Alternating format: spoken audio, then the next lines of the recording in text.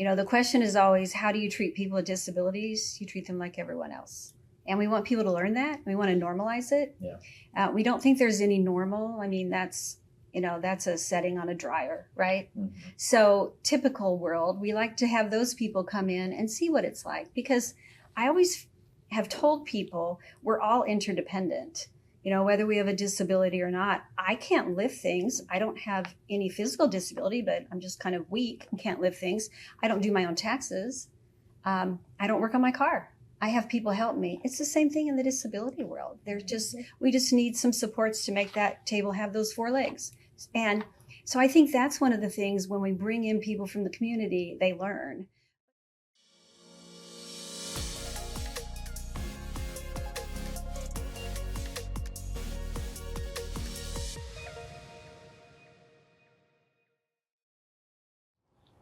Welcome back to the Vision Mission. I am Connor Ipdegrove. I'm our Director of Strategic Partnerships here at Children's Center for the Visually Impaired. I am so happy to be joined today by our friends over at The Whole Person. I have Halley Korff here and Kathy Kay. And would you guys like to kind of introduce yourselves and tell us your titles, how long you've been with the organization? Okay, well, we're really excited to be here too. And my title is CEO, and I've been with the organization just about 4 months. So I'm very, very new to the organization. And then my name is Halley again, and I am the Vision Impaired Coordinator, the Blind and Low Vision Coordinator. But essentially, I help host some events for blind people, but I've been there for about a year. Fantastic. And so tell me a little bit about how you guys found The Whole Person and when you kind of knew that it was going to be like a perfect fit for you and in your careers. Well, I have been working, the Whole Person is the Center for Independent Living. And I have been working with Centers for Independent Living for about 19 years. And I've been in the upper management role. And I came here from Nebraska, where I was the CEO of a Center for Independent Living. And I wanted to come down here for 2 reasons. One is I've always wanted to be with The Whole Person. It's always been a personal goal because of all the services they do. It's a very large, reaches a lot of people, and has a lot more programs that other centers don't have. And also I have family that live down here. I have a son and a daughter that live in the Kansas City area. So it was a 2-pronged reason why I came. Yeah. So I was looking around. There's not a whole lot of places for counselors for people who are vision impaired or blind. And so The Whole Person was one place that did have a coordinator position. So I was like, this looks like something I could do. I am very passionate about getting people out and about in the community. And so I applied, and here I am today. That's fantastic. And I mean, you touched on obviously your blind and low vision program, right? But what I love about you guys is you found a way to really carve and do so many accessibility services, advocacy services, obviously a lot more, direct service as well too, as you spoke to with, a lot of that. Could you tell me a little bit about how does The Whole Person exist in the Kansas City community and really make an anchor of disability services in the area? Well, Centers for Independent Living are very unique, and there are Centers for Independent Living in all the states.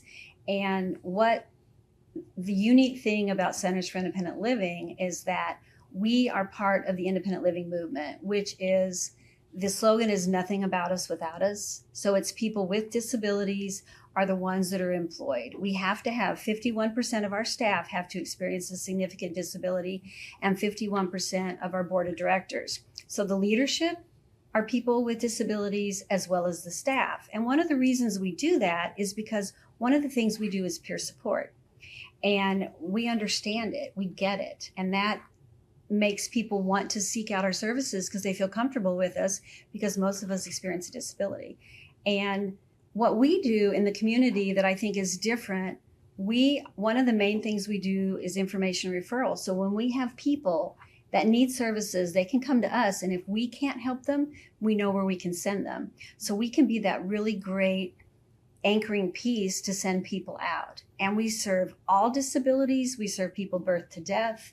And we do all kinds of programs that really in the community, I think are very unique, because we have the deaf and hard of hearing. We have the low vision. We work with people that have physical disability, with mental disability, TBIs, veterans, everybody, and they can come to us and we can help them on that plan for independent living. That's incredible. Would you add anything else to that in terms of? No, that was great. Yeah, no. Yeah, I mean, but you said it just so well too, in that there's, just such a need from that kind of birth to death, span of life. And I think that what is so special is, for us, we focus on childhood, obviously, right, at Children's Center for the Visually Impaired. But is it a challenge to you guys? And apologies, I'm kind of going off script a little bit, but is it a challenge for you guys to really get a staff that is, Yes, I guess you say, flexible enough to be able to do, the full range of care? it is. And it's a lot of times, a lot of people don't understand that we are just about the only organization that discriminates for you, for people with disabilities. We really want people with disabilities because we understand people with disabilities have a harder time getting jobs and finding employment that fits. And we are very understanding of what people need, if they need flexing, if they need accommodations. That to us is that's just second nature to us. We don't mind it. Yeah. And it is hard to find somebody that can do everything but that's why we have the different departments. We have the blind and low vision, and we hire people. We really try to hire people. Not that sight of vision can't work with people, but it's just that peer support is so much better, and it's a better fit. So we try to get people from each area that really works. And we have 2 people on staff that are deaf, and we have to utilize interpreters a lot of times. But we don't mind. And I think that's the difference between us and a lot of other organizations. They mind those accommodations. And for us, we're like, we don't care. We'll do whatever it takes to make you successful, because I always find it interesting that in a lot of organizations, they don't want to hire people with disabilities. They think they'll miss a lot of work, that they'll have a bad track record of being late or not showing up. And it's actually the opposite. People with disabilities are they don't miss a day, and they love to work, and they understand that it's not only just a job, but it's a social life. It's so much more, and it's important. And our staff is incredible. I mean, we have just about every disability there, and it's wonderful. Yeah. And I think it's good for the people that come in too, because they see these people working and being independent. And we have people that are very significant disabilities. We have one gentleman who has no arms. He does everything with his feet. And people need to see that Absolutely. it is possible. It is possible for you to be a part of this society and working and independent. Right. Well, 100%. And I think that, we talk at CCVI all the time about, if you look at, Simon Sinek's, Find Your Why, right? And you really look at that, golden circle of why, it's so easy to trace it back with your guys' staff as to what's your why, when you have that all-encompassing employment arena really for people. I think that's what's just so incredible, is it's very clear where the passion is coming from. And I think that you're right. It makes just, such a motivated, incredible team. And speaking of that motivated, incredible team, I'd love to hear a little bit about our blind and low vision program. Okay. Yeah. So how did that get started? Oh, I don't know all of the history. Kathy might know a little bit more about that. And you know what? Unfortunately, I don't know the history, but That's I know okay. I know it's been around. For a long time. Yes, because one of the reasons I told you earlier I wanted to work here is because in 2015, when they redid the building, 2012, when they redid the building, the other centers for independent living in Missouri came and toured because of all the accessibility and how it was a completely compliant with ADA building, and it had the low vision accommodations of the carpet and the wall colors and the differences. And so I know it's been in place for a very long time. Yeah. I really appreciate the colors in our building, because that really helped me when I was first getting established. Sure. Because I'm vision impaired myself. So right. It helped. And so then what were some of your goals kind of in your position when you first started? I mean, because, you said you've been there a year? Almost, right? yeah. Almost a year. So kind of a year in reflection, what have been some good milestones for you? Just getting people to attend is probably the biggest milestone. Building the connection with people and keeping them interested in attending the events. And so for me, my position is to make sure that I'm hosting some events, getting people out and about. I host some meetings online. But really, I've kind of geared it towards an educational situation so that I'm sharing this knowledge about the blind and low vision world, or I'm sharing, this is the difference between a service dog and a guide dog, and just sharing the knowledge that I've gathered from working in the vision impaired world for several years. No, absolutely. What have you sort of heard from this community in terms of what they want to see? So when you're deciding what activities and opportunities to pursue for the program, what do you feel like are some of the things that you're hearing from the community? Honestly, they just want to do things that everybody else gets to do. And so in getting to know some of the people more, going to the art facilities, making sure that that's accessible. And if it's not, let's have a conversation, and just getting out and doing basic regular events. So, for example, I'm going to go to a violin shop, and one of our consumers self-taught himself violin and cello. And so I thought it would be really good to go and see how they make their violins, how they maintain them, and you get to play the violin, so maybe he'll play for us, So I just take a lot of the cues from the clients and a little bit about like my background so I can share myself through those programs. Gotcha. No, that makes sense. I think that there's this really, really sometimes it's a little bit for a mind bend whenever we have people tour, and you kind of hear about, what some of our alumni are doing, and some of the success stories that they have, and people are blown away. Right. And, the thing that I always try to anchor with them, right, is that, blindness and visual impairment is just a diagnosis. It's not a disability. Right. Exactly. So we really want to figure out, how can you as a tiny human, here in our center-based program, right? Or, once you graduate to high school with our MOVE program, how can we really carve out a traditional school experience, right? And I love that you guys are doing that, not only at the childhood level, because we partner on Beat Kickball and, some other things like that, but, really, how do we create a lifetime of just success? And that's really what I've seen from your guys' population so much is just really figuring out how to do that. And it's been really, really incredible. And it takes a village too, I think. And so could you guys kind of tell me, volunteers are a big part about what we do, and, maybe even extending beyond volunteers too. How does the community support you all? And what are really some of the pillars in the area that really make your guys' mission happen? Do you want me to do it? Yes. So we have volunteers on all levels. We have volunteers that raise money for us, which is always very important. We need that for our programs and services. We also have groups that come in and will do beautification for some of our consumers' homes, clean up yard waste, clean up work in their houses and help them, because those are things that are very difficult for a lot of the people we serve. A lot of them are on fixed incomes and have physical disabilities and can't. So that's really important. But I think one of the most important things with volunteers that I have always found is when you bring them in, is getting them to understand people with disabilities, because our goal is, the question is always, how do you treat people with disabilities? You treat them like everyone else. And we want people to learn that. We want to normalize it. Yeah. We don't think there's any normal. That's a setting on a dryer, right? Mm-hmm. So typical world, we like to have those people come in and see what it's like, because I always have told people we're all interdependent, whether we have a disability or not. I can't lift things. I don't have any physical disability, but I'm just kind of weak and can't lift things. I don't do my own taxes. I don't work on my car. I have people help me. It's the same thing in the disability world. We just need some supports to make that table have those four legs. And so I think that's one of the things when we bring in people from the community, they learn, but they do help us in so many ways. And we've had them for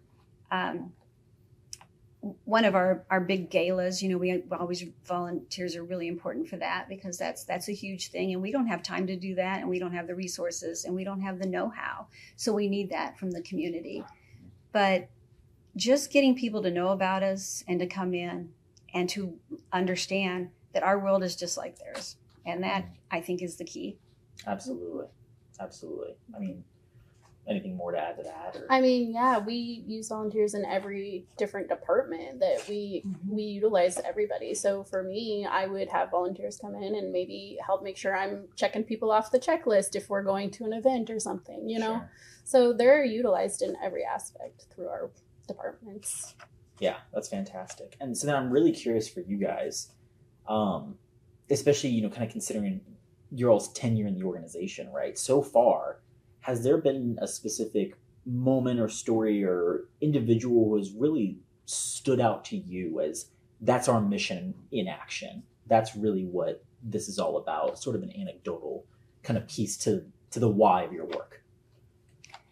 Well, for me, meeting our individual who does everything with his feet, I find him to be so unique and he's so positive. So we have a lot of people on staff that even though I've worked for years in this world, you know, there's all these different accommodations people do and different things that they figure out how to make it work. And I find that interesting. Excuse me. But the other thing we do with volunteers, which I think is really neat, down here, we have the bike riding. Yes. And we have the tandem bikes. So we have sighted people in the front and people with low vision or blind in the back. Now, to me, that's such a great partnership because how fun is that? And that people want to come out. So to me, to see those community partnerships, and since I've only been here a little while, but I'm finding out how much the community supports us, I think that's great. But one thing that upsets me is she does a bowling league and they bowl so much better than I have ever bowled in my life. I need to take tips and pointers from them. So I think those kind of things are neat. And we're working on a ride. We're trying to get a ride with people that experience disability, not only the blind and low vision, but everybody to be able to go on a bike ride from maybe like here to Jeff City or to go start at like the Katy Trail outside and like Rocheport and go in and then be able to go down to the Capitol and do some advocacy and show the legislators what we're all about. Because that's what independent living is. People living the same life that everybody else does, having the same fun everybody else does, having the same rules and roles and responsibilities as everybody else. I love that. Yeah. So for me, there's an individual that I've recently started to work with, and he is so knowledgeable. I think he has like 3 different degrees in things that I will never have degrees in. And he's so smart, but he didn't know the resources that are available for people who are vision impaired and blind. And so in working with me and the VA, we've kind of got him to a better understanding of what is available for him and what he could do to improve his life. Like, for example, in his home, how do you cook when you're vision impaired? You know, all of the things that are just really difficult that you don't realize are so difficult until you find a better way to do them. And so it's been really interesting to see him just gravitate towards all of this. He does his own research on it after I tell him. He comes back and calls me and he asks questions. And it's just really nice to see that he's taking all of this in great stride and learning from it and moving forward to help himself. So pretty excited to see him move forward. Absolutely. Yeah. I mean, that's exactly why you do it. Yeah. You know? Oh, yeah. That's absolutely incredible. Yeah. So then obviously you alluded to, you know, really showing, you know, Jeff City, as you pointed out, right, you know, what our populations are really capable of. What changes would you all like to see in the disability sector that really you think would be needle movers for getting our populations exactly what they need? What are the things that if you could adjust that? That's a big question. I know. Well, we have time. What did we just work on? That interview we did, and it was about transportation and about the plan in just the city. And transportation is such a hard thing for anybody with a disability, but for people on the blind and low vision, you know, that is a real unique challenge. And we just met. What was the plan she's working on? Oh, I gosh. can't remember. You would ask me that. There's some sort of plan that they're working on. And she was interviewing us through KCUR to see what we thought about it and how to move forward. And oh gosh, the name escapes me. I'm so sorry. But one of the things that was really interesting, she asked good questions because she said, you know, the city's doing all these things. They're doing the roundabouts and they're doing, you know, all these things to try and make it better. But is it going to make it harder on the people you serve? And we were like, how nice that somebody actually wants us at the table Sure. and wants to hear what we have to say. But transportation, and I'm not talking about just in cars, I'm talking about being able to walk safely in your neighborhood. Today, we're all really upset because the curb cuts aren't taken care of and the street, the sidewalks aren't scooped. So people have to walk in the street, and it's melted where the snow's gone over it. So it's icy. It's very dangerous. We want to see that. We want to see that people really understand why those curb cuts are there and why they're important, and why we're not being mean to say scoop your yard. We know it's hard. We know some people can't do it. It's expensive, but it's really important because these people can't get to work. They can't get to school. They can't get to social events. That we'd like to see our legislators need to understand there needs to be more money for that type of thing because it's very important. And it would save money in the long run because the more people that are employed and paying taxes, it benefits. So that's one huge area that we're really going to be focusing on our legislative efforts. That's incredible. That's incredible. And so could you tell me then a little bit, so that's one of them. What are some of your other big goals, your, sort of big, hairy, audacious goals for the whole person in the future? Well, do you that have seems goals? like a Kathy question. I do have some goals. For me, I really want other people, the community, to understand about vision impairment and blindness. So I do a lot of sensitivity training and how to navigate with somebody who's vision impaired, sighted guide techniques and all of that, not just grabbing somebody by their wrist and saying, come with me. So I do a lot of training and education to the community so that you can accept people who are vision impaired or blind and not be fearful of when somebody walks down with a cane, oh, I got to back up, maybe just ask if they need help because there's a bunch of snow in front of them and maybe they can't see it, So that's my goals for my program. And that's a good goal. Those are great goals. Absolutely. My goal for the entire organization is that people know about us. Even though we've been there for over 40 years, 56 years? We've been around for 56 years. I have somebody helping me. 54. Okay. 54 years. We've been around for a very long time. And people still don't know what we do. They don't know where we are. We don't have a footprint. So we are working really hard on a new media push, and we're branding the whole person so people know where to go. Because I give speeches all the time. We try to do things like this because we think it's so important people know where to go to. Because I have a child that experiences a disability, and when he was diagnosed, I didn't know where to go. I had no idea. And I think that's so sad because Centers for Independent Living were available at the time of his diagnosis, could have really helped me and could have saved a lot of time and a lot of grief. So to get out there and so people know what we do and how we can help, and also how they can help us, how they can be a part of us, how they can work for us or volunteer for us. That's my big, just right now, I want people to know that we're here and we can help. I love that. And, for anyone who is listening who hasn't seen your guys' space, it's just an incredible spot in Midtown Kansas City. And also, too, I just want to make sure that I plug this in. Your guys' catering services are incredible. They're so tasty. We've used you guys several times, and it's fantastic. So can you guys talk a little bit about what that service is? Well, the reason we have the catering kitchen is because it is a way for people to come in and shadow and learn employment and be able to work in the food service industry and to work on getting their food handler's license and understand that. So it's part of our employabilities program that we're looking to expand people getting jobs out in the community. And that's why we have the catering. Gotcha. I seriously highly recommend. So good. Everyone It is good. use you guys. Right now, we're in a little hiatus right now because we are restructuring that. So we don't have it going right now, but we hope in the future to get that up and running again. And we've been working with some local chefs to do some partnerships. So we're really excited. That's incredible. So then, for you guys, if you were to paint the picture of the whole person in, let's say, 2035, right? You said, identification is the number one thing, right? People knowing, who you guys are and what you guys do. What does Kansas City look like in 2035 with the whole person really leading that charge? Well, really the goal for Centers for Independent Living is basically to make it so that we're not needed anymore, because we want people with disabilities. We want it to be that it's not a big deal, and that you don't have to come in for advocacy. You don't have to come in and say people aren't adhering to the ADA. We'd like that. We'd like it to be a perfect world, but I think we'll still be here. But I think we'll have pivoted by then. I think our role will be different.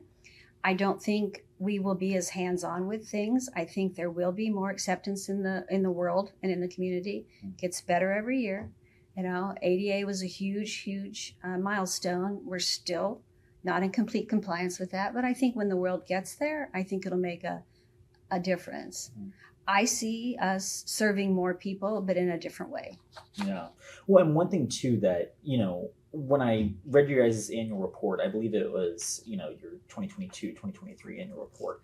I believe the highest percentage of individuals that you serve, I believe, was listed as multiple disabilities. Is that correct? First of all, I mean, what a perfect metaphor for serving the whole person, right? In your guys' name, obviously. But, you know, one thing that we certainly struggle with at CCVI, Children's Center for the Visually Impaired, is, you know, for many of our kids, right, they might have multiple comorbidities, right, of different diagnoses that exist alongside that vision piece. So I'm curious, you know, because you're at an organization, right, that does get to serve, you know, so many other populations other than vision, what are some of the things that you've sort of learned from other diagnoses that you've gotten a chance to work with at the whole person and got to experience? What's been some standouts to you that have helped you in your career, do you think? Every interaction with every client, because everybody has a different viewpoint. Everybody's at a different place of acceptance with their disability. And so for me, it's just learning to meet people where they are and move forward with how to help them from there. If somebody hasn't accepted their disability, then I try to help out and understand a little bit more about what's going on with them for that. But it's just making sure that I can meet people where they're at. So I love that, meeting them where they are. That's, I feel like, the biggest thing that we try to do with every kid that comes in for a functional vision evaluation is those parents, right? I mean, you know, in so many ways, you really never know exactly where that individual parent is with that baby who's just gotten that diagnosis from Children's Mercy or wherever else, right? So we try to come in and really sort of just lay that blueprint, because you know, you can get families to where they need to go, right? But it's about finding them where they are. Exactly. 100%. I love that. That's fantastic. Where would people find more information about you guys? Our website, and also we have Facebook page, and we have Instagram, and so you can reach us through any of those. But we are located at, I still don't know the address yet. It's 3310. Yes. 3310 Main. Perfect. We can get it in for you guys. I'm still learning all of the things. It's funny, but and look, I'm red. But it's, you know, www.thewholeperson.org. Fantastic. And if we, and really the thing, like you said, with the comorbidities and that type of thing, when we get somebody and we start working with them, we start working with their parents or their sister or their brother or their significant other, because we work with all the people that are important to the person with a disability. And we have so many supports. If we can't help you, we can help you get to where you need to go to. And I think that's the most important thing. We're not going to turn anybody away and say, oh, we don't do that. We will help you. And that's why we're so glad that you had us on, because we can work together in so many ways. And that's what's so important. The whole community needs to understand all these social service agencies, we all need to partner and work together. Absolutely. I mean, the staple of a nonprofit is, if not us, who? Right? And I think that, you know, just like you said, right? I mean, at the end of the day, your job is to work yourself out of the job, right? You know, with your services, and then to evolve. Don't tell my staff that, though. They might all panic. No. We'll always have work, right? Because there'll be other problems to solve. But I mean, I think that that's really the wonderful landscape that we have and the wonderful community that we really build, right? Is that if not us, who? We'll plug in, right? But if we can't do it, there's somebody else who can, right? And it's our job to really connect those dots and figure out what that roadmap looks like. And if nobody can do it, then we need to figure out a program to address it. Absolutely. And that's why I love collaborating with you all too, right? Is the fact that we're able to really build something together, you know, when we do get the chance to partner, like with Beat Kickball and so many of those other things. That was so fun. absolutely, it's a great time. Everyone should come out and play Beat Kickball. Yes. Haley does the neatest stuff. I always pick Yeah. her brains on what she's doing because it's fun. It's going to the Nelson Atkins, and usually when you go in, they say don't touch the art, but they had it set up that they could do some touching and a lot of tactile stuff. I'm like, how neat! What a wonderful thing in the community. So fun. Absolutely. Loved it. And the bowling. Yes, Because I have to have bowling. bumpers when I bowl because I'm terrible. So do I. That's okay. But I think that that's the wonderful thing, though, right? Is, I mean, people are willing to make accommodations and modifications if Absolutely. you ask, Yes. right? Yes. And sometimes there just needs to be somebody to ask. Yeah. That's right. And you can get those experiences accessible, and it becomes incredible. We did an awesome partnership with the World War One Museum and Memorial. Very cool. Where we did tactile displays of a lot of their exhibits, and then also did braille guides for all of it as well. Yes. And some of the stories that you hear from some of the people who got to go through an experience who are visually impaired, right? They're like, this experience when we went on field trips in school, right? This was not, I did not have the same experience that my peers did in school on these field trips, right? Because we would go to these museums and there wouldn't be anything that was accessible to me. Yes. And so to hear some of those stories come out from the work that you guys do and that we do in that regard of really making Kansas City something that everyone can experience is so beautiful. It just mind boggles me every single day how much of a difference those things can make. Oh yeah, absolutely. It's the best when you hear those stories. Absolutely. Thank you guys so much for coming on. Thanks this for was so having much us. fun. I will have to do it again sometime. And your guys' podcast name is The Whole Podcast. The Whole Podcast. So make sure that everyone checks out The Whole Podcast as well. You can find it on The Whole Person's website, I'm assuming. Probably all the usual stops on social media. Yep. Awesome. Absolutely. Thanks for having us. you. We really Thank you, enjoyed guys. being here. Thanks. Thank you.